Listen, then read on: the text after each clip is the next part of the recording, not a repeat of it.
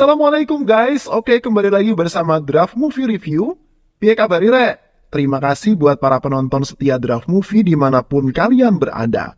Semoga kalian semua selalu sehat ya. Kali ini Draft Movie sudah merangkum sebuah film yang berjudul Tani Orufam. Gimana keseruan ceritanya? Gak perlu banyak basa-basi lagi, ini dia alur ceritanya.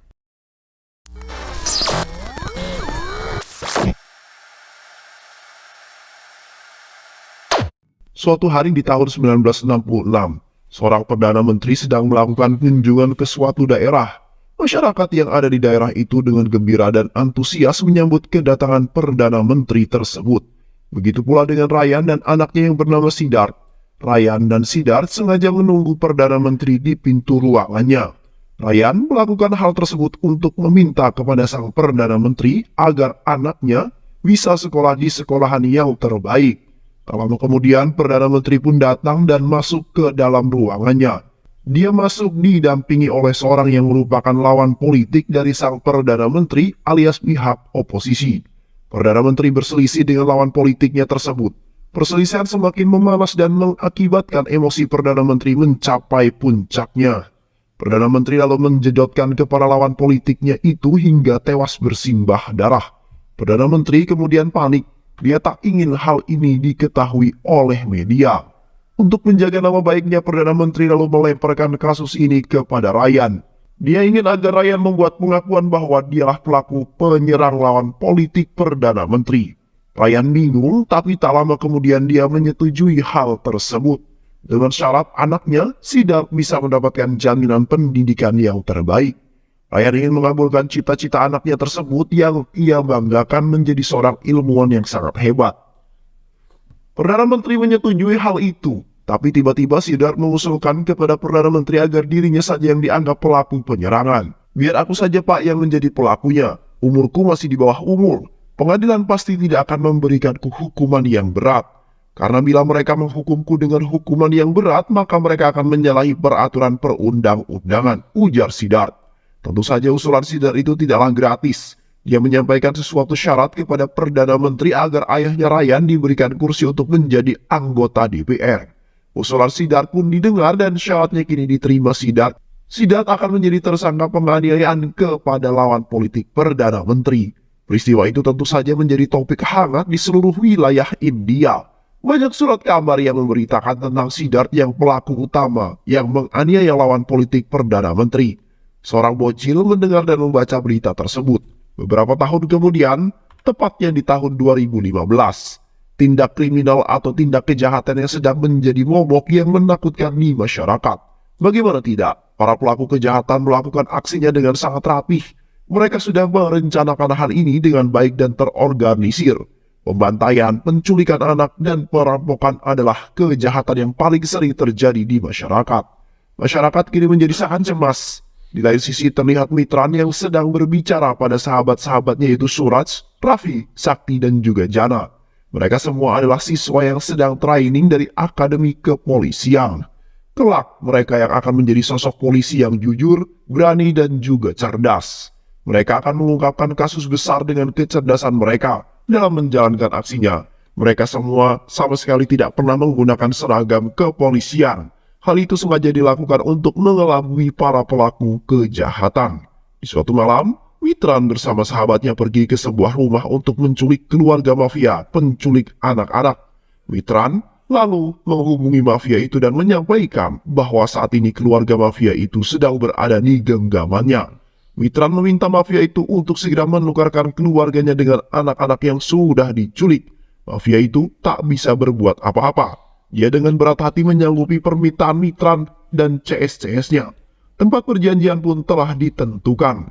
Mafia kemudian datang untuk menukarkan anak-anak itu dengan keluarganya. Anak-anak ini telah berhasil diselamatkan. Mereka langsung bertemu dengan orang tua dan keluarga mereka tercinta. Salah satu anak dari korban penculikan itu ternyata adalah anak dari Dokter Rama. Seorang dokter jujur dan berhati mulia. Setelah berhasil menyelesaikan kasus tersebut, tak berselang lama mereka kemudian pulang dan malah bertemu dengan seorang gadis cantik bernama Mahima. Mahima adalah cewek pejuang yang selalu berusaha untuk mendapatkan hati Mitran. Berbagai usaha telah dilakukan untuk selalu mendekati Mitran. Dia juga sudah berkali-kali menembak Mitran untuk menjadi kekasih tercintanya, namun Mitran selalu menolak tembakannya itu. Mitran ingin fokus untuk menjadi seorang polisi dan menikmati masa di kepolisiannya. എനിക്കാരെയും പ്രസ് ചെയ്തിട്ട് ശീലമില്ല. Lau, Di suatu malam, Mitran diam-diam bergerak untuk kembali menjalankan aksinya itu. Tapi kali ini, dia hanya sendirian. Dia tidak melibatkan kelima sahabatnya tersebut.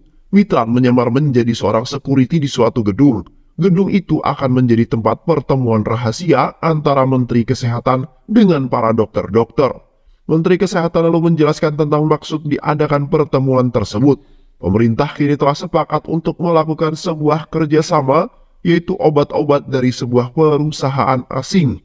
Ini adalah modal yang bagus bagi kita untuk bisa melakukan revolusi dalam dunia kesehatan. Tak hanya itu saja, dari kerjasama ini pemerintah bisa menghasilkan uang yang sangat banyak. Selama ini pemerintah khususnya Menteri Kesehatan hanya bisa mengandalkan modal pemasukan dari Universitas Kesehatan dan penjualan organ-organ tubuh anak-anak kecil. Tapi kehadiran pabrik asing itu bisa membuat kita menghasilkan uang yang banyak dari penjualan obat-obatan. Mitran yang mengetahui kejadian itu kini memutuskan pulang ke mes asrama kepolisiannya. Di suatu malam telah terjadi aksi perampokan terhadap dua orang yang merupakan pasangan suami istri. Sang suami yang sedang mengendarai motornya tiba-tiba dipepet oleh pengendara tak dikenal. Para perampok berusaha untuk mengambil kalung emas yang ada di leher emak-emak tersebut. Mama itu memberontak untuk mempertahankan kalung emasnya. Hal itu mengakibatkan motor yang dikemudikan suami hilang keseimbangan dan akhirnya terjatuh dan terpental. Para perampok terus memaksa untuk mendapatkan kalung tersebut. Tapi sang suami tidak pasrah begitu saja. Dia terus melawan perampok-perampok itu hingga akhirnya jeger. Para perampok membacok leher sang suami hingga tewas dengan sangat mengenaskan. Kejadian tersebut ternyata disaksikan oleh Mitran dan sahabatnya yang sedang nyantui di warung Mang Adul. Mereka terus berlari mengejar para perampok itu. Mitran lalu melemparkan HP-nya dan berhasil masuk ke dalam jaket salah satu pelaku. Mereka lalu mengikuti kemana para perampok itu pergi. Mereka melacak keberadaan para perampok dengan melacak sinyal lokasi HP Mitran. ayo dah, silakan naik dah. Dengan bantuan sebuah aplikasi, mereka telah berhasil menemukan markas para pelaku perampokan. Mereka langsung bergegas OTW ke lokasi. Sesampainya di sana, mereka langsung menghajar para perampok itu. Mereka berhasil mengalahkan semua perampok yang ada di sana.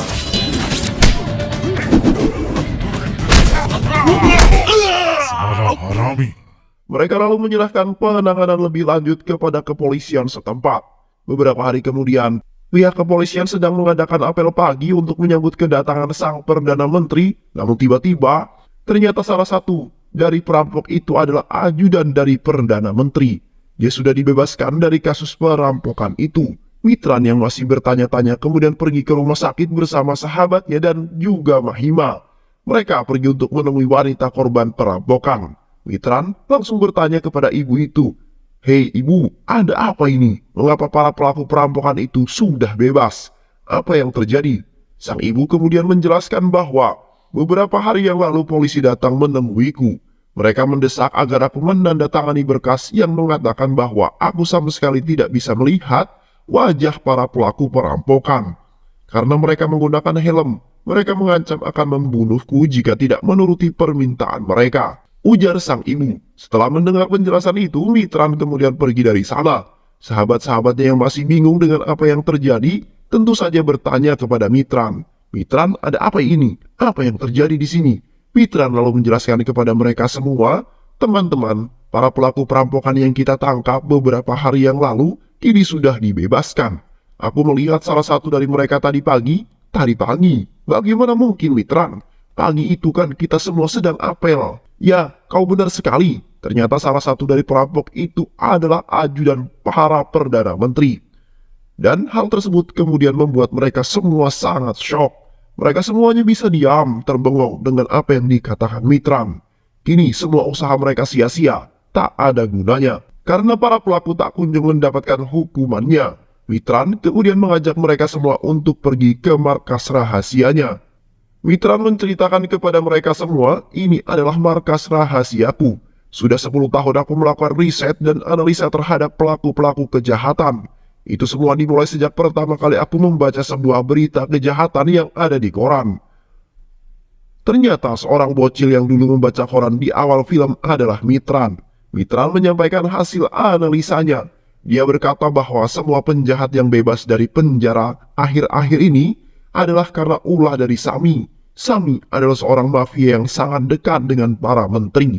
Dia memiliki bisnis di bidang properti. Suatu hari Sami akan membangun mega proyek real estate di sebuah desa. Tapi aksinya itu selalu ditentang oleh seorang aktivis bernama Ramar. Ramar adalah batu sandungan bagi Sami. Sami lalu menyewa sekelompok orang untuk segera menghabisi Ramar. Orang-orang itu menghabisi Ramar dan merampok harta milik istri Ramar. Dan itulah kejadian perampokan yang kita lihat pada malam itu. Jadi menurut kalian, siapa musuh kita yang sebenarnya? Para perampok itu atau justru Sami yang merencanakan semua ini, ujar Mitran. Tak hanya itu saja, Mitran juga menjelaskan pada mereka semua bahwa akhir-akhir ini dia juga menemukan sebuah kasus di bidang kesehatan. 1 bulan yang lalu telah terjadi 18 kasus kematian bayi di rumah sakit. Aku telah bertemu dengan salah satu ibu yang bayinya menjadi seorang korban. Ibu itu menjelaskan kepadaku bahwa dia telah merawat dan menyusui anaknya dengan benar. Tapi ketika anaknya sakit dan dibawa ke rumah sakit, anaknya justru malah meninggal dunia karena obat yang diberikan. Pihak rumah sakit memaksa ibu itu untuk menandatangani berkas pernyataan bahwa anaknya meninggal karena sebuah kecelakaan. Dia juga diancam akan dibunuh jika berani menuntut pihak rumah sakit. Aku telah menelusuri kejanggalan ini dan aku telah menemukan sebuah fakta yang sangat mencengangkan. Ternyata ke-18 bayi itu tewas karena dijadikan bahan sebuah eksperimen untuk obat baru. Pemerintah melalui Menteri Kesehatannya telah bekerja sama dengan perusahaan farmasi asing pembuat obat itu. Seorang dokter jujur bernama Rama berniat untuk mengungkapkan kasus kejahatan ini. Tapi musuh-musuh yang mendapat bantuan dari para politikus menyuruh anak buah untuk menculik anak dokter Rama. Anaknya dijadikan sandera untuk membungkam mulut dokter Rama. Tapi kita sudah berhasil menyelamatkan anak tersebut. Kini, di balik kejahatan kecil yang terjadi, akhir-akhir ini ternyata ada sebuah kejahatan yang besar yang ada di dalamnya. Terdapat 15 orang yang menjadi sindikat kejahatan tersebut. Mereka adalah para menteri, gubernur, wali kota, pengusaha properti, pengedar obat-obatan, ulama gadungan, dan masih banyak lagi. 3 di antara mereka adalah orang yang paling berpengaruh dalam kejahatan tersebut. Pertama adalah Menteri Kesehatan. Dia yang menguasai universitas kedokteran, perusahaan farmasi, dan rumah sakit. Dia telah mengatur kematian ratusan pasien di rumah sakit yang diakibatkan oleh komplikasi obat. Yang kedua adalah Menteri Sumber Daya Alam. Dia telah mencuri ratusan triliun dari uang penjualan bahan-bahan alam di negeri kita. Dan yang ketiga adalah Sami. Sami adalah seorang pengusaha properti yang menjadi ketua mafia. Dialah yang memerintah anak buahnya untuk menghabisi orang-orang yang telah menghambat dan mengganggu bisnisnya. Kesimpulannya adalah semua kejahatan kecil ini lahir dari sebuah kejahatan yang besar. Dan semua kejahatan ini, baik itu besar ataupun kecil, semata-mata dilakukan hanya untuk mencari satu tujuan, yaitu uang, ujar Mitran. Mitran mulai bergerak untuk mencari otak dari kejahatan ini semua. Dia mulai mengikuti kemana Menteri Sumber Daya Alam pergi. Ternyata, Menteri Sumber Daya Alam pergi ke sebuah laboratorium. Di sana juga sudah menunggu Menteri Kesehatan dan juga Sami. Mereka kemudian masuk ke dalam untuk melakukan sebuah pertemuan rahasia. Mitran yakin mereka pasti akan bertemu dengan seorang yang sangat penting. Dan benar saja, satu persatu petunjuk mulai didapatkan Mitran. Ternyata di dalam sana mereka bertemu dengan Ryan.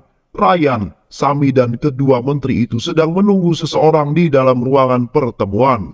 Mitran menyelinap masuk dan membuntuti mereka dari atas lift. Tak lama kemudian, orang yang ditunggu pun datang. Dia memanggil Ryan dengan sebutan ayah. Ternyata orang itu adalah Siddharth, anak dari Ryan sekaligus seorang bocil yang menjadi kambing hitam dari Perdana Menteri. Ternyata mereka melakukan pertemuan itu untuk menghabisi Angelina, pemimpin perusahaan farmasi asing yang dikenal baik dan jujur. Keesokan harinya, Mitran melihat Siddharth yang terus mendesak Perdana Menteri untuk menandatangani persetujuan agar Siddharth bisa mengedarkan obatnya itu ke masyarakat sebagai uji coba. Mitran lalu menyampaikan hal itu kepada sahabat-sahabatnya. Dia mengatakan bahwa otak di balik kasus kejahatan di bidang kesehatan ini adalah Siddharth. Siddharth dikenal sebagai seorang ilmuwan jenius. Berbagai penghargaan telah diberikan kepada dirinya. Mereka selalu memberikan terobosan-terobosan dalam menyelesaikan masalah yang dihadapi oleh pemerintah. Hal itu membuat Siddharth memiliki banyak koneksi dengan orang-orang penting di pemerintahan. Siddharth memanfaatkan terobosan-terobosan itu sebagai ladang bisnis untuk mencari cuan yang sangat banyak. Beberapa hari telah berlalu, kini acara pelantikan calon perwira polisi pun telah di depan mata. Mitran terpilih sebagai lulusan terbaik dari Akademi Kepolisian. Dia akan diberikan sebuah penghargaan. Siddharth memberikan penghargaan berupa pistol Beretta kepada Mitran. Keesokan harinya Mitran telah resmi menjadi seorang perwira polisi dan memiliki anak buah. Mitran ingin menjebloskan Siddharth ke penjara. Tapi sebelum itu dia harus memiliki bukti yang sangat kuat. Mitran terus melakukan sebuah penyelidikan hingga pada suatu hari, dia bertemu dengan Imam Ali, seorang dokter muslim. Ali membenarkan tentang adanya transaksi triliunan yang dilakukan di negara Swiss. Saya dengar orang-orang itu akan membangun sebuah perusahaan baru di Pulau Mauritius. Tapi saya tidak tahu mereka akan membangun pabrik apa itu. Mitran langsung pergi ke Pulau Mauritius. Dia terbang ke sana untuk bertemu dengan seorang wanita yang bekerja sebagai manajer di salah satu bank di Pulau Mauritius. Manajer bank tersebut membenarkan tentang adanya transaksi triliunan tersebut. Mitran kemudian bertemu dengan Dr. Rama. Dr. Rama mengusulkan kepada Mitran agar segera membantu Angelina untuk mendapatkan kontrak penjualan obat dari Perdana Menteri. Karena bila Siddharth mendapatkan kontrak itu terlebih dahulu, maka obat-obatan Siddharth lah yang akan beredar di negeri kita. Dan ratusan orang pasti akan mati karena obat itu. Obat Siddharth adalah obat yang berbahaya. Terobosan-terobosan yang dilakukan oleh Siddharth sebenarnya tidak terbukti menyembuhkan penyakit. Justru obat-obat itu malah melahirkan penyakit baru yang membuat masyarakat harus berobat ke rumah sakit. Untuk bisa sembuh, mereka akan mengeluarkan banyak uang untuk membeli obat. Dan alhasil bisnis Siddharth akan berkembang dengan sangat pesat, ujar Dr. Rama. Mitra lalu pergi untuk bertemu Angelina, sedangkan Siddharth masih melakukan perundingan untuk membangun perusahaannya. Mitran mengatakan kepada Bu Angelina, "Bu, ada seorang mafia di bidang kesehatan yang bernama Siddharth. Dia telah bekerja sama dengan direktur perusahaanmu untuk segera menghabisi dirimu. Aku akan menunjukkan kepada dirimu. Aku akan datang untuk melindungi dirimu. Aku akan membawa ke tempat yang aman dan akan menangkap semua antek-antek Siddharth di tempat yang aman." Bu Angelina menyetujui tawaran tersebut. Kini Bu Angelina akan diamankan oleh Mitran agar bisa bertemu dengan Perdana Menteri dan menandatangani kontrak itu. Namun sebelum itu, sebagai langkah antisipasi, Mitran memanggil Mahima dan meminta tolong padanya. Mahima diminta Mitran untuk menyamar dan menggunakan pakaian yang sama dengan Angelina. Mereka saling berganti mobil sebelum pergi ke lokasi. Mahima ditemani oleh Mitran yang menjaganya dari belakang, sedangkan Angelina diantarkan oleh anak buah Mitran ke tempat pertemuan dengan Perdana Menteri. Dan benar saja, tak lama kemudian seorang pembunuh bayaran datang. Dia menembakkan pistol kepada Mahima, dan karena mengira bahwa Mahima adalah Angelina, Mitran langsung mengecek kondisi Mahima dan beruntung Mahima selamat dan tidak kenapa-kenapa. Mitran bersama anak buahnya langsung berlari untuk membekuk para pembunuh bayaran tersebut. Sementara itu di waktu yang bersamaan, anak buah Mitran datang untuk menangkap Perdana Menteri Kesehatan dan juga Menteri Sumber Daya Alam. Mitran menghubungi Siddharth dan menyampaikan kabar penangkapan itu. Siddharth menjadi gelisah karena kesepakatannya di Swiss akan gugur jika kedua menteri berhasil ditangkap.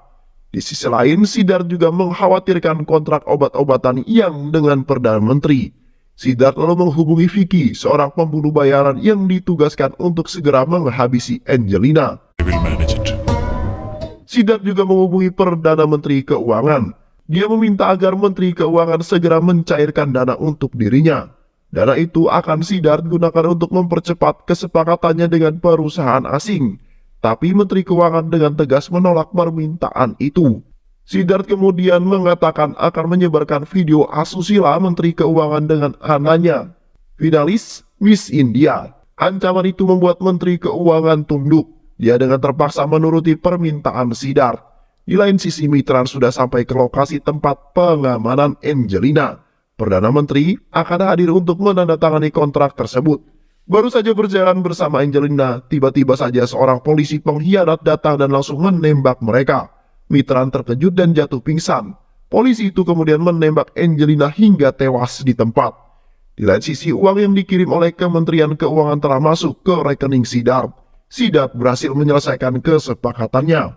Tak lama kemudian Vicky menghubungi dirinya untuk melapor. Bos, semua telah aman terkendali. Angelina dan Mitran sudah tewas dibunuh. Mitran, siapa itu? Ujar Siddharth. Mitran adalah seorang polisi terbaik yang menjadi otak di balik rencana ini. Siddharth telah mengingat semuanya. Dia mengetahui bahwa Mitran merupakan calon polisi waktu itu yang dia berikan penghargaan pistol Beretta.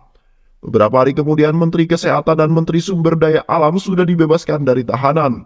Mereka kemudian berkumpul kembali dengan Siddharth. Vicky kemudian melaporkan kepada Siddharth bahwa dia telah menemukan markas rahasia Mitran. Mereka semua langsung OTW ke lokasi. Kini Siddharth telah mengetahui bahwa Mitran merupakan polisi yang sangat cerdas.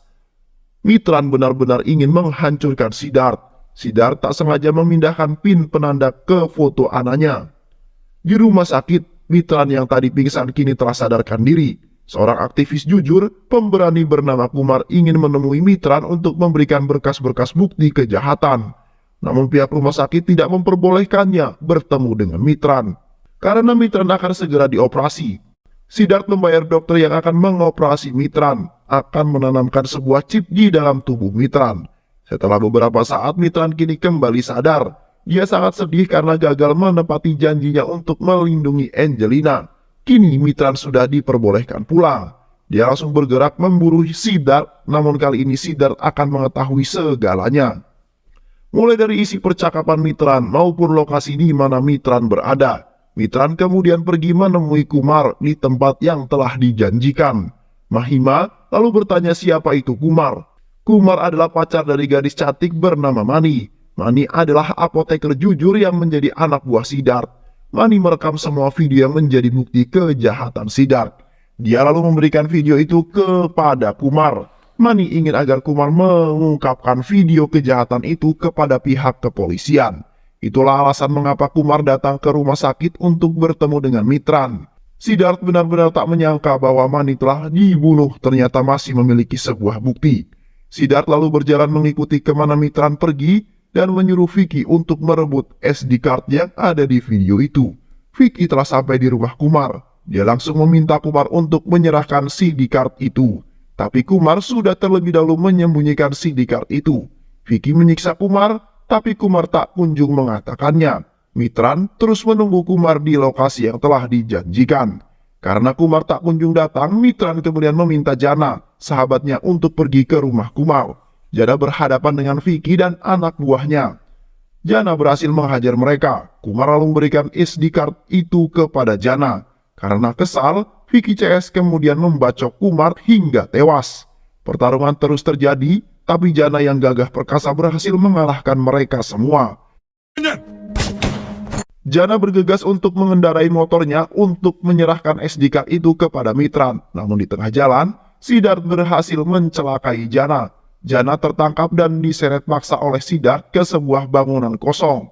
Jana dihajar dengan bambu oleh Siddharth dan juga Vicky. Dia dipaksa untuk menghirup obat terlarang dengan dosis yang berlebihan. Jana kemudian nge-fly. Dia dibawa oleh Siddharth ke tengah-tengah jalan dan tiba-tiba, jeder, sebuah mobil menabrak Jana hingga tewas. Berita kematian Jana menjadi topik hangat pada waktu itu. Mitran sangat sedih dengan kematian Jana. Sebagai penghormatan terakhirnya, dia akan membawa dan menyimpan Abu Jana di sisinya. Mitran kembali melanjutkan perburuannya. Di markas rahasianya, Mitran menyadari keanehan yang terjadi. Bagaimana mungkin tanda pin itu bisa berpindah posisi, ujar Mitran. Mitran bersama Mahima kemudian mencocokkan sidik jari yang ada di pin dengan sidik jari Siddharth yang ada di kotak pistol Beretta. Dan benar saja, itu adalah sidik jari milik Siddharth. Mitran kini mengetahui bahwa Siddharth telah menyusup ke dalam markas rahasianya. Mahima tak sengaja menemukan foto Anaya Miss India yang berada di dekat Siddharth. Mahima kemudian menyelidiki maksud dari foto itu. Setelah melakukan sebuah penelusuran, ternyata Anaya adalah finalis Miss India yang menjadi saingan Silva pacar Siddharth.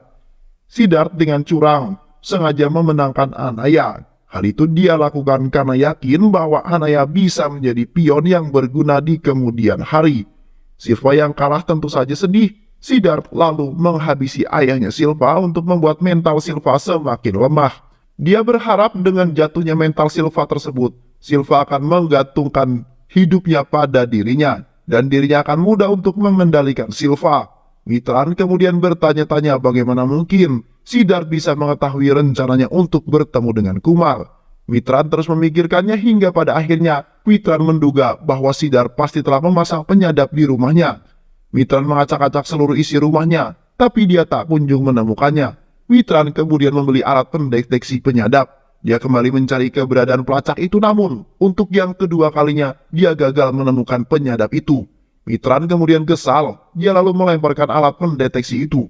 Tapi saat Mitran mendekat, alat pendeteksi tiba-tiba menyala. Mitran terheran-heran untuk memastikan lagi. Mitran kemudian menjauh dari alat pendeteksi. Alat pendeteksi tak merespon. Saat Mitran kembali mendekat, alat pendeteksi merespon adanya penyadap dan menyala. Kini Mitran telah mengetahui di mana lokasi alat penyadap itu. Dia kemudian pergi keluar untuk membeli sebuah kue. Mahima diminta untuk datang ke rumahnya dan di sana Mitran menyatakan cintanya dengan melamar Mahima. Ternyata itu semua adalah gimik untuk mengelabui Siddharth. Mitran kemudian mengisyaratkan agar Mahima mau membantu dirinya. Mahima kemudian membawa temannya yang merupakan seorang dokter jujur untuk melakukan operasi kepada Mitran. Operasi pengangkatan chip untuk dilakukan secara manual. Chip berhasil diangkat dari tubuh Mitran. Mitran sudah dapat bergerak dengan bebas. Mitran kemudian meminta Mahima untuk bertemu dengan Silva secara diam-diam dan menceritakan fakta yang sebenarnya. Mitran kemudian pergi ke bangunan kosong di mana Jana dihabisi. Dia memegang bambu yang digunakan Siddharth CS untuk menghabisi Jana. Saat sedang melihat-lihat bambu itu, Mitran menemukan SD card di dalam bambu itu. Ternyata Jana telah menyembunyikannya tanpa sepengetahuan Siddharth CS. Sementara itu, Mahima mulai menceritakan tentang semuanya kepada Silva. Tentang bagaimana Siddharth yang membuat Silva kalah dalam Miss India itu. Serta tentang Siddharth yang telah menghabisi nyawa ayah Silva. Silva sangat sedih dan kaget mendengar cerita itu. Kini Silva mulai membenci Siddharth. Dia akan bekerja sama dengan Mahima untuk menghancurkan Siddharth. Mahima sengaja mengganti teks pidato milik Siddharth. Dia juga akan membuat ayahnya Siddharth lah yang membaca pidato itu. Di lain sisi, Mitran sedang menyiapkan segala bukti yang telah dikumpulkannya untuk mengalahkan Siddharth di pengadilan. Mitran menyerahkan semua bukti itu kepada pengacara jujur yang dipercayainya. Mitran kembali bergerak. Dia lalu menculik Vicky dan dengan sengaja membiarkan Siddharth mengetahui penculikan itu. Mitran meminta Vicky untuk bersaksi bahwa dialah yang telah menghabisi Angelina atas perintah Siddharth. Mitran sengaja melakukan ini semua untuk memancing Siddharth datang ke hadapannya, sehingga Siddharth tak akan sempat untuk berpidato. Dan benar saja, tak lama kemudian Siddharth datang untuk menemui Ryan, ayahnya. Siddharth menyerahkan teks pidato yang telah ditukar Silva itu kepada Ryan. Dia juga meminta ayahnya untuk berpidato menggantikan dirinya. Di lain sisi, Mitran bersama sahabatnya membalas perbuatan Vicky terhadap Jana. Mereka memaksa Vicky untuk menghirup obat terlarang dengan dosis yang sangat tinggi. Vicky kemudian sakau. Mitran menaruh kamera tersembunyi di kamar itu. Dia bersembunyi sementara waktu sambil menunggu kedatangan Siddharth. Tak lama kemudian Siddharth datang untuk menyelamatkan Vicky. Tapi Vicky yang sakau kemudian berkata bahwa aku sudah mengatakan kepada mereka bahwa kaulah yang menghabisi Angelina. Siddharth yang emosi mendengar hal itu kemudian menghabisi Vicky saat itu juga. Di lain sisi terlihat Ryan, Siddharth yang sedang membacakan pidatonya. Dia mengatakan bahwa obat yang aku sebar di Tamil Nadu adalah obat yang belum terbukti bisa menyembuhkan penyakit. Sedangkan Nona Angelina yang jelas-jelas memiliki obat yang mujarab dan niatan yang baik untuk menurunkan harga obat di negeri kita, malah dijatuhkan oleh pengusaha-pengusaha yang takut kehilangan omsetnya. Mereka mendesak Perdana Menteri agar tidak menandatangani kontrak tersebut. Pidato itu membuat Perdana Menteri malu sekaligus marah. Menteri Kesehatan melaporkan hal ini kepada Siddharth. Siddharth yang mendengarnya langsung bergegas untuk kembali ke sana. Mitran lalu datang seolah-olah dia terlambat untuk menyelamatkan Vicky. Dia lalu mengambil kamera tersembunyi yang ada di kamar itu sebagai bukti kuat bahwa Siddharth telah menghabisi Vicky. Sementara itu Siddharth telah sampai di sana. Dia berjalan menemui ayahnya. Siddharth memarahi ayahnya tersebut. Dia juga meminta Sami untuk segera menghabisi Ryan. Di malam harinya Ryan tengah pergi ke suatu tempat dengan mobilnya. Namun di tengah jalan, jeger, semua truk besar datang menghantam mobil Ryan. Mobil Ryan terbalik dan seketika meledak. Sami melaporkan kepada Siddharth bahwa dia telah menghabisi Ryan. Siddharth yang mendengarnya pun merasa sangat bahagia. Dia lalu pergi menemui Perdana Menteri. Kali ini Siddharth melakukan apa yang pernah Perdana Menteri lakukan. Dia menuduh Perdana Menteri sebagai orang yang membunuh Ryan. Dia akan membuat berita palsu dan menyebarkannya. Pak Perdana Menteri, jika kau tak ingin hal ini terjadi, maka patuhilah perintahku. Perdana Menteri yang ketakutan pun dengan terpaksa menuruti permintaan Siddharth. Apa yang kau inginkan, hah? Aku ingin agar kau mewajibkan seluruh masyarakat untuk membeli obatku. Kau juga harus membuat kebijakan yang menguntungkan perusahaanku. Dan yang terakhir, aku ingin ada acara untuk mengenang kematian ayahku, ujar Siddharth. Beberapa hari kemudian, acara mengenang kematian Ryan pun dilakukan. Banyak tokoh-tokoh penting hadir di sana. Siddharth sangat senang sekali karena sebentar lagi dia akan menjadi the king ekonomi dalam bidang kesehatan. Siddharth kemudian membawa Abu mendiang sang ayah. Namun tiba-tiba Mitran datang menghampiri Siddharth dan langsung menangkapnya di hadapan Perdana Menteri. Kau ditangkap Siddharth, ujar Mitran. Ternyata Siddharth dan Perdana Menteri sudah bekerja sama dan merencanakan itu semua. Mitran yakin dia bisa memenjarakan Siddharth dengan bukti kuat yang sudah dimilikinya. Mitran lalu menggelandang si Siddharth ke pengadilan. Di pengadilan, Mitran kemudian memaparkan semua bukti yang telah dimilikinya mulai dari video pernyataan Manny, surat kesepakatan Angelina, video pengakuan Vicky dan masih banyak lagi. Semua bukti-bukti itu akan memberatkan hukuman Siddharth. Hakim kemudian memutuskan akan menggelar kembali sidang pemutusan hukuman setelah Siddharth mengajukan sebuah pledoi pembelaan. Persidangan pun ditutup sementara. Sahabat-sahabat Mitran kemudian mengusulkan suatu kepadanya. Mitran, ini adalah kesempatan yang bagus untuk kita bisa menghabisi Siddharth. Tidak kawanku, kita akan menghabisinya. Aku ingin dia mengatakan kepada kita siapa-siapa saja yang menjadi antek-anteknya, baik di dalam maupun di luar negeri. Mitran lalu bernegosiasi dengan Siddharth. Dia mengatakan kepada Siddharth, Siddharth, seluruh masyarakat yang menjadi korban obatmu itu sedang berdemo di depan gedung. Mereka pasti ingin segera menghabisimu. Semua perusahaan dan usaha-usahamu telah kami hentikan, termasuk yang di Pulau Mauritius sekalipun. Nomor rekeningmu pun sudah kami bekukan. Seluruh antek-antekmu baik yang ada di luar maupun yang ada di dalam negeri akan segera kuburu. Kini aku memiliki kejutan untukmu. Lihat siapa pria yang ada di kegelapan itu. Ternyata pria itu adalah Ryan. Ryan masih hidup. Dia selamat berkat bantuan yang diberikan Mitran dan sahabatnya. Mereka mengeluarkan Ryan sebelum mobilnya meledak. Siddharth kaget mendengar hal tersebut. Dia hanya bisa diam dan tak berkutik.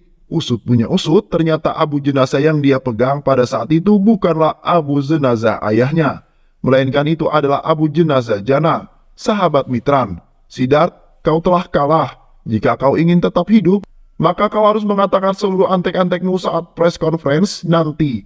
Katakanlah siapa-siapa saja yang menjadi antek-antekmu selama ini, baik itu di pemerintahan, di kepolisian, dan di dalam negeri maupun di luar negeri. Gunakan rompi anti peluru untuk melindungi dirimu. Jika kau mau melakukannya, maka aku akan bersaksi meringankan beban hukumanmu. Akan kuberi kau waktu, pikirkanlah dengan baik tawaranku ini, ujar Mitran. Siddharth terus memikirkannya hingga pada akhirnya dia menyetujui tawaran dari Mitran. Dia berjalan keluar untuk melakukan press conference. Mitran sangat senang dengan keputusan Siddharth. Di luar sudah terlihat para masyarakat yang ingin meluapkan amarahnya. Bahkan di sana sudah ada beberapa orang yang ingin menghabisi Siddharth. Tapi sahabat-sahabat Siddharth dengan sigap langsung melumpuhkan mereka semua. Sementara itu, Siddharth hendak mengungkapkan semua antek-anteknya, tapi kemudian sebuah peluru tepat terbang menghantam dada Siddharth. Siddharth tak mengenakan rompi anti peluru yang telah Mitran sediakan. Siddharth lalu jatuh dan tersungkur. Ternyata pelaku penembakan itu adalah Silva. Silva berniat membunuh Siddharth untuk membalaskan dendam kematian ayahnya. Tentu saja panik. Dia berteriak untuk segera mendatangkan ambulan. Di tengah-tengah nyawanya yang sekarat itu, Siddharth mengatakan sesuatu kepada Mitran. Mitran, semua antek-antek yang kau inginkan sudah ada di dalam SD card yang aku selipkan di dalam rompi anti peluru. Kau bisa mengusut tuntas kasus kejahatan ini dengan SD card itu. Kau adalah polisi yang sebenarnya. Kau adalah sosok polisi sejatinya. Aku melakukan semua ini bukan untuk negara ini. Aku melakukan semua ini hanya karenamu. Karena kau yang memintanya. Itulah kata-kata terakhir yang keluar dari mulut Siddharth. Tak lama kemudian, Siddharth pun tewas di tempat. Dan film pun selesai. Terima kasih udah nonton video ini sampai akhir. Semoga kalian semua terhibur. Jangan lupa subscribe, like, comment, and share ya. Pisang habis dimakan kunti. Kunti dilepas banyak maunya. Salam undur diri dari Draft Movie. Dan terima kasih buat penonton semuanya. Draft Movie pamit. Sehat selalu. Wassalamualaikum warahmatullahi wabarakatuh.